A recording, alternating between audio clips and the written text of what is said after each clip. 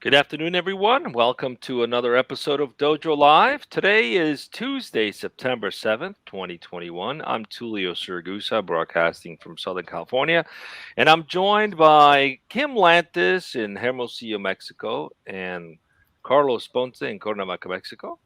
Hello. And of course, our guest, Pramod Raheja, also known as Mod. Nice to for you to join us. Is the CEO and co-founder of Airgility, joining us just outside of, just north of Virginia. Thanks for joining us today. It's good to have you as our guest. And we're talking about robotics and AI today. You know, a lot of people have this fantasy about robots and AI taking over the world. That's mostly fantasy, but there's other value for AI and robotics, like valuable things that can improve our lives right now, today, in practical ways. So we're going to dig in and see what we can learn today. But before we do that, let's get to know our guest a little bit. Pramod, please introduce yourself. Thanks for Hey, being with thank us. you. Yes, as Tulio mentioned, I'm the co-founder and CEO of Airgility. I go by Mode, and happy to be here. Thank you for having me today. I have been sort of, I want to say, immersed or passionate about anything future tech since I was a little kid. Mostly spaceships and airplanes adorned my walls from about age 4 or 5 onwards. And so my pedigree kind of followed that path. Went to an engineering and science school and actually did aerospace projects as my projects typically. Got followed up with a aerospace engineering degree. I have probably now at this point, as you get older, lots and lots of experience in aviation operations and aerospace in various capacities, from the business side to actually the flying side to the engineering side at this point as well. And that all parlayed into what I'm doing now, which I'll talk about in a minute. All right. Well, thanks for giving us a little background. What is it that you're doing now? What does Airgility do? What gave birth to this idea? Yeah, so a few years ago, so a little more background on me, which I didn't say, is I'm a serial entrepreneur of about 25 years. I've started a number of businesses, and at the University of Maryland, which I'm an alumni of, sits in any research university, in fact, sits something called an entrepreneur in residence. And they are typically there, they're experienced entrepreneurs, and they're there to help faculty and students start businesses. So in many cases, out of universities come great ideas and great intellectual property. And typically, if a faculty wants to start a business out of that, the university essentially claims ownership to the initial intellectual property because it came under their umbrella, right? That's sort of normal, works at most universities. But every now and then, maybe more often these days, that faculty member or researcher wants to start a business. So my co-founder and our CTO of our company, Evandro Valente, was a faculty member at Maryland. He had created some intellectual property and was starting to work on it. And EIR at the time was somebody I knew, and he said, "Hey, if you're going to start a company, you're going to need a good co-founder and CEO." And that's how. So we had an arranged marriage, basically. That's how we started the company in 2007, middle of 2017, and we started with really nothing, just his ideas, a prototype that was starting to get built, but there was no business model, there was no product to sell just yet. It truly is the story of something from nothing, where we created from scratch and kind of pivoted and found our way around into what we're doing now, which I'll talk about obviously on the show.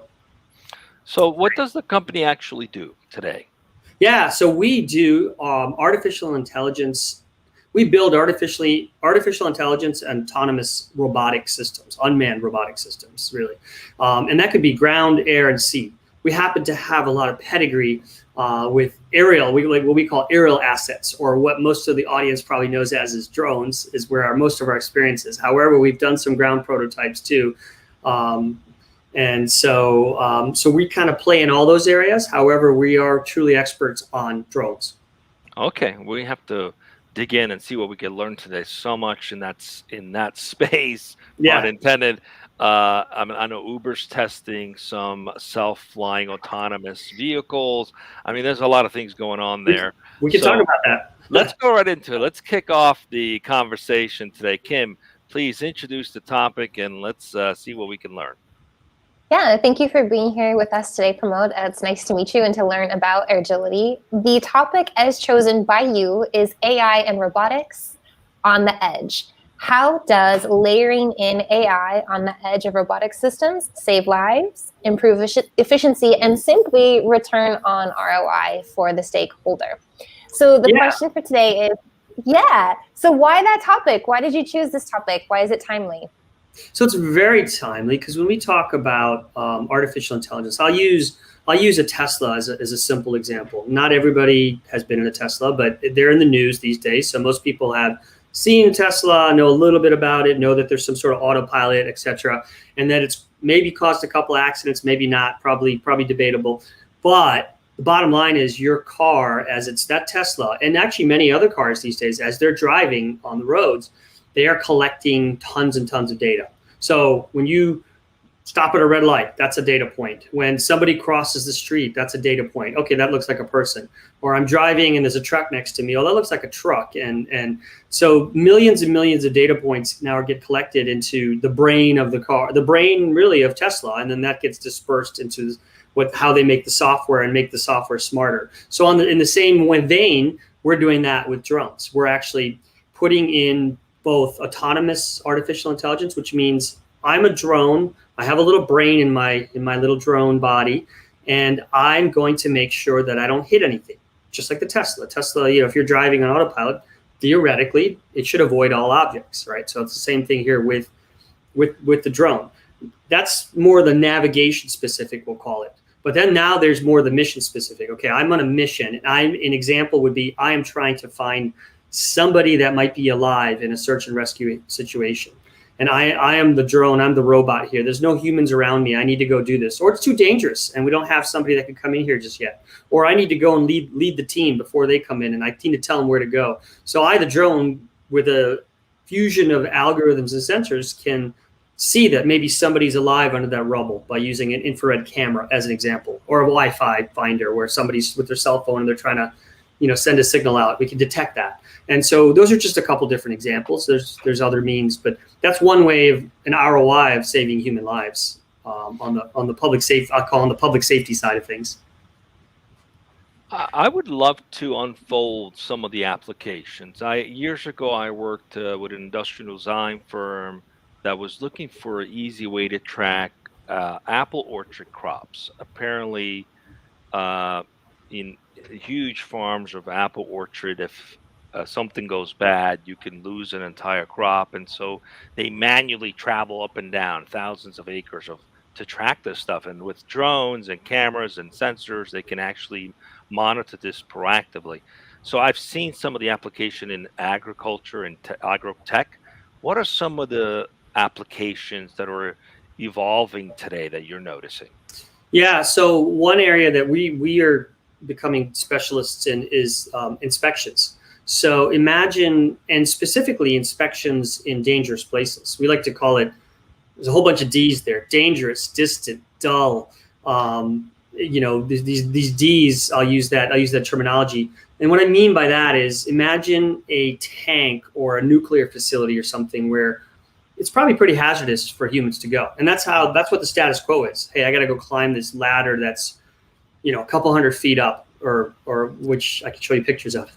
and I don't know that any of us would really want to climb that ladder, right? So the drone can go do that. It can go fly up. And wow. Not only that, forget just having a drone just to be an eye in the sky. We can design it to be autonomous, where it's flying a predefined path. And it is, looking for something specific. In the case of an inspection, maybe it's looking for infrastructure that could fail. And I'll give you an example of about maybe 2-3 months ago now, it might be 4 months, in fact. There was a bridge in either Alabama or Arkansas, and I'm sure we Google this, we'll find it, that collapsed. And they had paid a small engineering firm to fly their drone around this bridge to look for signs of whatever, erosion or cracks and things like that. So the way that things are done today is that drone flew around, and then the engineering firm took their SD card out of the drone and put it into their computer And now they have 5 hours of footage they got to go through. Guess what happens if you have 5 hours of footage and you're a human? It's probably pretty boring, and you're looking for that needle in the haystack, right? And you might miss something. And guess what? In that case, the engineer did miss something. And so if they'd watched the video properly, they would have seen that there was a crack there, a big crack that they should have caught. And unfortunately, the bridge collapsed, after all that. However, if you layer in AI, the AI could tell you right then and there, hey, there's a crack here. You might want to pay attention to this. And then we can actually send a video right then and there to the operator. The key here is, of course, you have to have a trained and labeled data set. And what do I mean by that? Just like in your brain, we know that one car is a Honda and another car is a Tesla. We already have labeling in our heads. So you have to train the computer to do that as well. I have a question. I imagine this training is, what's the word? Transmissible? I don't know. Like, it's software and it's data that you have, and you can hook up to any actual drone. So let's say that individual drone is destroyed, there's an explosion, the bridge collapses, it's crushed, whatever. You don't lose that data, right? There's cloud, and you can put that into another set of machinery, unlike, let's say, an individual where we get paid because we're an expert, because we've gained all of this knowledge, yet we can just become more and more, these drones can become greater and greater experts regardless of what happens to the physical entity. Yeah, that software can be aggregated, right? So you could even theoretically, to build upon your point, you could have, again, just going back to the Tesla example, thousands of drones in the field, and they're all pushing their data back to central place, whether it's to the cloud or what have you. Most likely it is, and it's being pushed to a central place and then aggregated and trained, right? So you're getting all these data points. So it doesn't have to be off of one drone; it could be off of many drones. And yeah, if that one drone crashes or something, the data is most likely, depending on if you stored it on the drone itself and there's a card, if it's retrievable, or if you're pushing it to the cloud. In most cases, you are or can, and so there you have the data. And can that be real-time data, like in high tense situations where it's fast, it's going from between drone to drone to drone? So network? Yeah. So go ahead.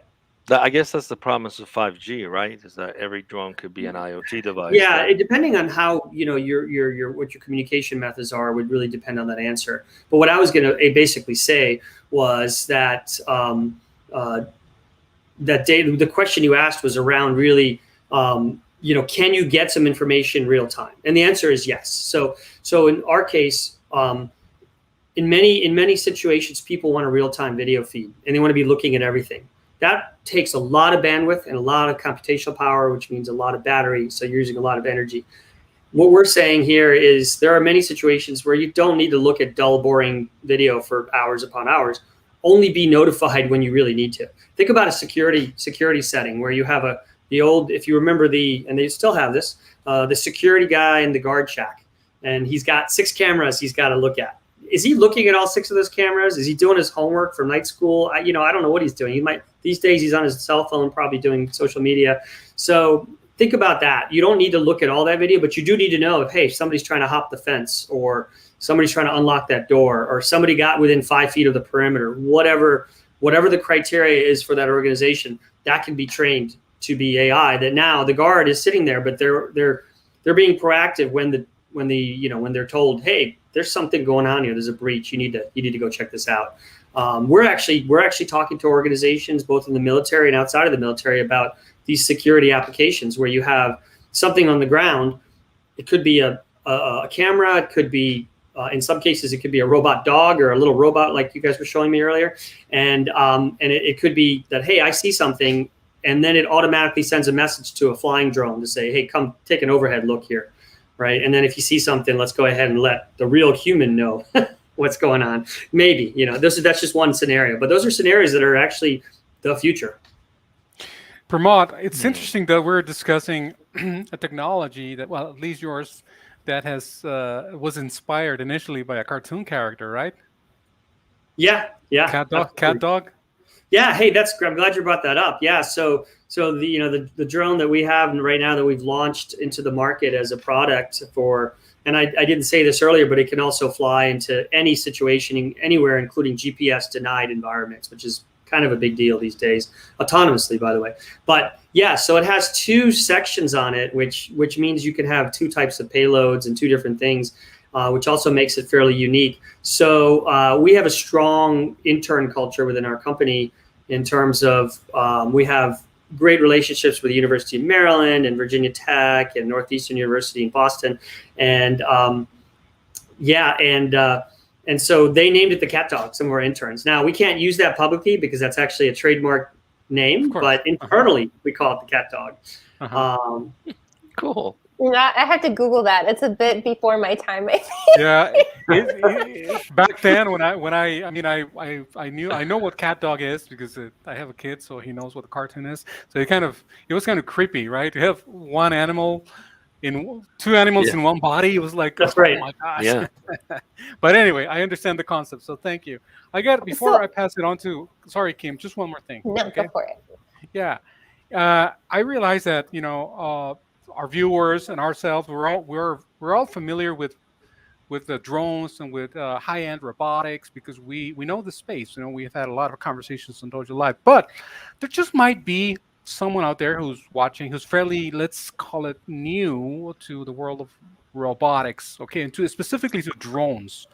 So my question to you in that regard is, if we have someone in the audience watching this, what would you tell these people who are more concerned about things like information security, or weren't concerned about maybe data breaches as it pertains to being watched, or even the information misuse? What kind of security measures are taken in the world of drones to make sure that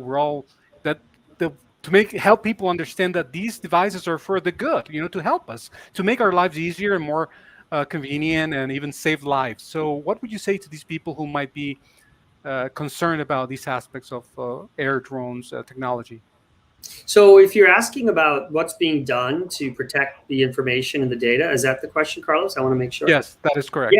Yeah. So I'd say that cyber and robots is still relatively new in terms of how you work with that hardware and software. However, you can absolutely, we call it harden in the world of robotics. We call it harden the robot, right? And make sure that its data is protected. So you start by really doing a vulnerabilities assessment, really understanding where you might have some holes, then doing something they call penetration testing, where you're actually testing and poking holes, so to speak, and then fixing those vulnerabilities. So the fact that we are a dual use company, so we're working with the government and we're working with the civilian sector. The government is, of course, very serious about their data, and of course, many commercial entities are as well. So that's not something to be taken lightly. So it is something that we address, as far as within the design of our robots. It's something that we think about right from the beginning. How is this going to be protected? So I would say, to give somebody out there that's listening some assurance, I would say that the data that's on these things is taken very, very seriously, and absolutely has to be protected. My question actually goes in line with Carlos, and mine was more in the sense of, one thing is protecting the data that you've collected. My question is more towards the right of being able to collect that data in the first place. How are you able to determine, or what are there any regulations or laws around where the drone is able to fly, what you are able to look for, what you're able to record, et cetera, et cetera? So I think that would be my primary concern, more about the privacy of what happens before you have the data rather than what you're doing with the data. Well, they're both important, but the pre-data, how do you get the permission to have this data in the first place? Well, Kim, you just opened up a whole nother topic, I think, for Dojo Live that you could probably talk about in one, episode just by itself. There's a whole bunch. There's a whole lot to unpack there. Number one, there is this trust with robots and autonomy, right? And people sometimes confuse autonomy and automation. They're two different things. And automation, just something's being done automatically, but autonomy has a little more brains in it, a little more intelligence, And so going to the question of privacy, which is really still, I would say, a gray area in many cases, is trust, right? So, we working in the public safety sector have spoken to police departments about this.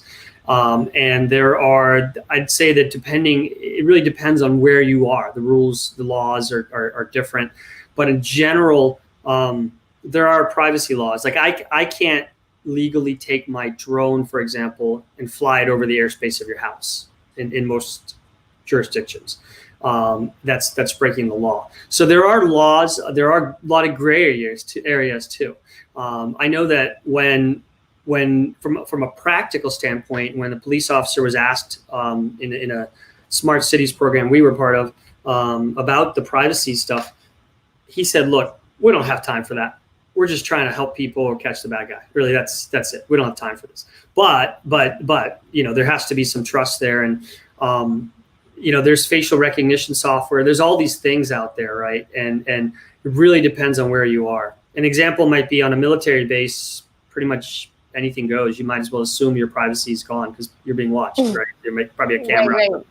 I think that's an assumption. Unless you're inside your house, right? We can now simply assume that we're being recorded somewhere. If you're in the public domain, it's yeah. a free for all. There's cameras everywhere tracking everything. So so it is gray in a lot of ways as to really what is what goes and what doesn't go. Okay, so I just want to unpack a little bit. I see the military or defense applications of this, and people think of drones. Sometimes we think of these little drones or homemade drones, or some of the military drones. They're like $1 billion piece of device, right? Very complex device used in theater applications. So we understand this value in that because you're saving lives. You're putting where normally you would have to send people, you could send drones and do all kinds of reconnaissance work. In the private sector, we could certainly see for construction or engineering purposes, tracking bridges or buildings or what have you to look for anomalies and things of that sort, right? I mean, we had the incidents of what happened in Florida. Could that have been caught earlier? Could that have been avoided? Those are all great questions, and hopefully some of this technology can help answer those questions in a positive way. So where else is this going? We see the commercial application allowing you to get to places that would otherwise put humans at risk. Can it be used for things like scanning? Now that we have a virus that doesn't seem to be wanted to go away, right? Can it be used? Can a similar technology be used to go into a place and scan to see if there's particles in the air? If the coronavirus is in the air, and warn people about it. I mean, what are some of the other applications that this could be used for to improve people's lives, and in many cases save lives? Yeah, so the applications are endless. If we use the Corona example, there actually are companies that are utilizing drones they're relatively large and they have tanks and they have like Clorox or what have you in them, and they're spraying stadiums, for example, right? So for example, if imagine, if you will, in the future, if this is an application that people go with, but I do know right now they're using these big tanks to spray. But imagine in the future if you had a small fleet of unmanned drones that one would take off or a couple would take off, whatever, and they would start flying a pattern around the stadium, and then as they land on their wireless charging pads, 2 other ones or 3 other ones or whatever the number is take off and continue until they finish the whole thing. That's one example. We actually last year built a prototype with another company that had UV technologies. And the UV technologies, we actually put the sensors on our ground robot. We built in the intelligence into the robot. And the idea was that it would drive around and basically disinfect. Right, and so if it was in an office or school or what have you, that it would disinfect. So those are a couple other use cases where you could use some autonomous robotics unmanned technology to really be defensive in that case, right? In the case of your direct question about particles, I actually saw. I don't know exactly the answer to that, but I did see a video that somebody in South Korea put out. I think some medical institute. This is right when COVID started, about how the particles travel and things like that. So yeah, theoretically, yes, if you've got a way to detect, now they did it visually. They had like some sort of visual detection, but if you're able to detect it, that, and then basically say, hey, there's these particles in the air. Theoretically, you could. I haven't seen that done with a drone application, but I don't see why it couldn't be, as long as you have the right camera or right sensors on board. Interesting. Are you using your drones at all in a delivery sense? I mean, I know that there's probably the commercial sense of like Amazon just dropping the package at your door or whatever. But let's talk about like search and rescue. Let's say someone's lost in the mountains, what you pointed on, no GPS or whatever. The drone is able to find them, but it's still going to take people 2-3 days, let's say, to hike in and rescue or whatever. Mm-hmm. So can your drone, now that they're I think we lost Kim. Lost Kim there for a second. second. I was wondering if she's like, can your drone deliver those guys pizza or water while they wait? Yeah. I figured that's where she was going. I think it was probably the question of, can some of these drones actually be strong enough to be used as a rescue, where they can send you a rope and pull you out of there? I mean, could they be strong enough to do something like that? Yeah, so there are drones out there that are being built. We're not building one of them. The direction we're going as a company is we want to put the intelligence into all these drones, right? Mm-hmm. There's so many use cases. We do have a small drone that's on our product roadmap. When I say small, it's relatively large still, for these delivery and logistics types of missions that you're talking about. And then if you get specific with, oh, hey, can we lift this person out of here, instead of a helicopter? There are some heavy lift drones that are being designed that I don't think they've done that ever yet, but they're theoretically, could lift that kind of weight. I'm seeing some drones that can lift, a couple 100 pounds as an example, right? So again, how far can they travel? Well, that's the problem, right? As long as, depending on their propulsion system, and some of the better systems out there these days will, go out and, fly for an hour and max, but if you're going out in the mountains and things like that, you probably need a little bit more time than that. It just depends. But the bottom line is this is the future. The future is that, yes, you theoretically should be able to do these things. It's all about the technology. It's all about the use case. It's all about the demand as well. Who's demanding this? Yeah. So, delivery and logistics, absolute no-brainer. Yes, it's happening already on the battlefield. It's happening in the medical world. It's in most cases, it's small little pockets of pilot projects and things like that. But I absolutely seeing it being ubiquitous. There is still a lot of challenges left to get to where it's ubiquitous. Regulatory challenges is probably the biggest one. Right now in the U.S., if you're going to do this sort of thing, you have to be able to merge the national airspace system with what we call the unmanned traffic management system, and that's still a work in progress.